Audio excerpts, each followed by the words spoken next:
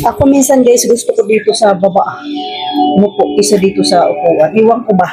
Maglalagay ako ng carpet doon sa sala namin kasi yung baby ko, gusto niya talaga nakasalampak sa baba. Ito yung sinasabi ko sa inyo carpet guys. And ang ganda niyang gamitin kasi fluffy siya. So, dalawang ganito yung binili ko. Pareha siya kulay. So, ganito lang laki yung ilalagay ko kasi dito lang naman siya guys. Pero malapad din to guys. So, ayan. Ayan, kung gusto niyo pa ibuklat. So, hindi ko na siya ibubuklat kasi dito lang yung target ko. Dito lang kasi yung baby ko lagi nakasalampak sa baba.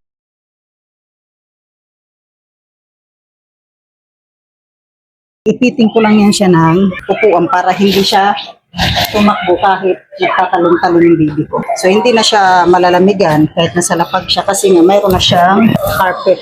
Ipiting ko lang pati dito sa kabila. So, kahit maglaro siya dyan, at least may ano siya, may sapin siya dyan.